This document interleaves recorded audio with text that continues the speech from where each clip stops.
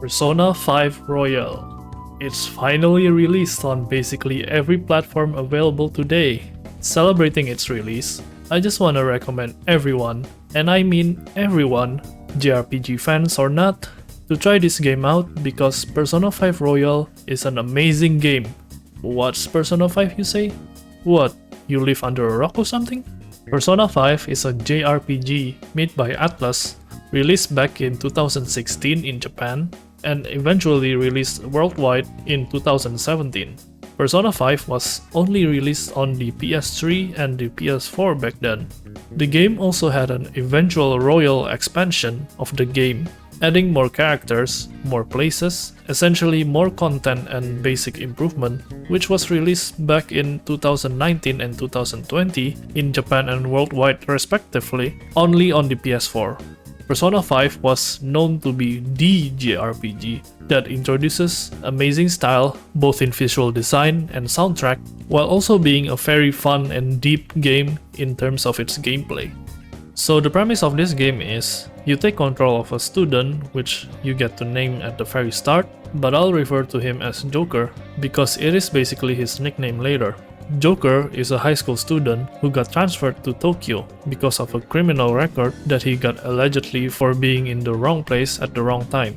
You, as Joker, started a new life as an honest student in this school. That sounds like a standard slice of life high school setting, right? Well, it is, but this is where the game starts to get crazy. So you see, on the first day of school, Joker loses his way to the school and finds himself in a mysterious castle. Not knowing what to do in this situation, Joker enters the castle and yet was captured by a bunch of big knights and this menacing looking king, and Joker was ordered to be executed. Learning the unlawful and unjust world he lived in, Joker awakens his persona to break the shackles in this unlawful and unjust world.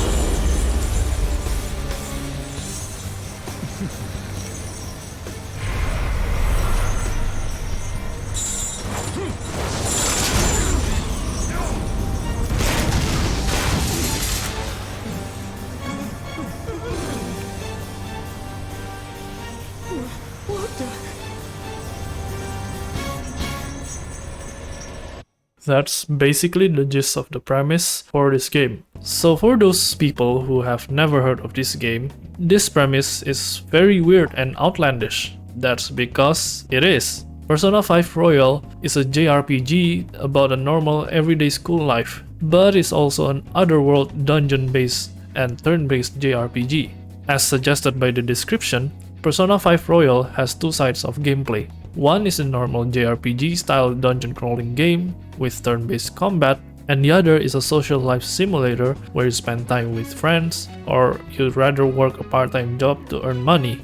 Let's start with the turn-based JRPG combat first.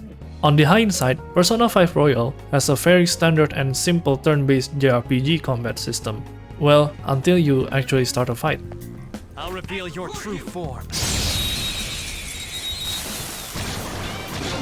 Have I mentioned this game was very stylish? Yeah, so unlike every standard JRPG out there, Persona 5 has style, both in visual and audio, and a lot of the style bleeds to the gameplay, making the gameplay feels as if they improve alongside the style.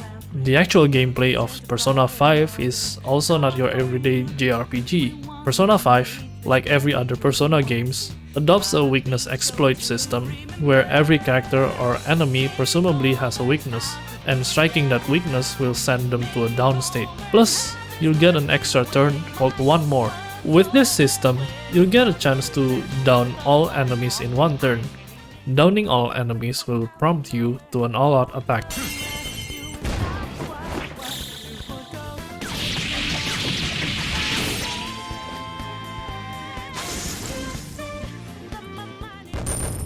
Do you see how much style is in this game?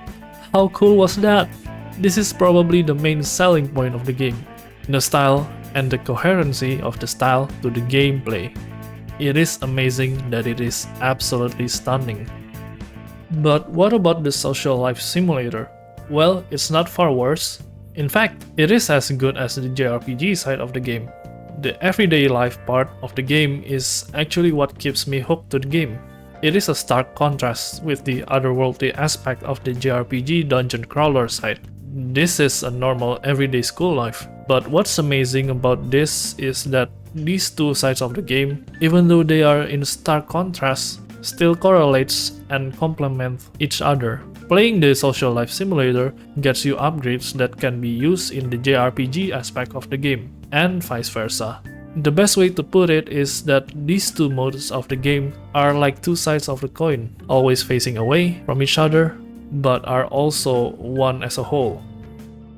My experience with this game is that Persona 5 is very eye-opening to me. Back then, before 2017 or so, I never actually played JRPGs before. Persona 5 was my introduction to JRPGs, and a turn-based combat at that. And after playing it myself, after numerous recommendations from my friends, I enjoyed it a lot. So much that my favorite game format is of a turn-based JRPG. Turn-based JRPGs are both intense and relaxing in a weird way that fits the game. It did not demand the real-time action combat that a lot of games tend to do, but it is also intense in strategically planning the moves you have to use in every turn, which makes it a very fun game to play. I then branched out to other JRPG titles, like the Atelier series for example, the mainline SMT series, but before those other JRPG titles, I, of course, branched out to the previous Persona titles, with Persona 3 and Persona 4. And well, I'm pretty sure you can guess how that goes from the name of this channel. That being said though, I think Persona 5 Royal is not perfect. There's a lot of gripes that I have throughout playing this game, but to be honest, these downsides are near to negligible with how much higher the upsides are. For example, I find certain parts of the game feel a little bit stale and boring because the story is in a stale position. But with how much I enjoyed the other aspects of the game, this is not really a noticeable problem. And with that, I guess without spoiling the whole game, that's all I can discuss. Yes, this is a spoiler-heavy game with around 120 hours of content. That being said, I highly recommend this game to basically everyone, even though you are a heavily casual and relaxing game player or a hardcore gamer. I've recommended Persona 5 Royal to my sister who only plays farm games, and she liked it very much. I hope with this recommendation, I can lead you to a new fascination with a new genre of game that you've never even thought you'll ever play. And with that, thanks for watching. Goodbye.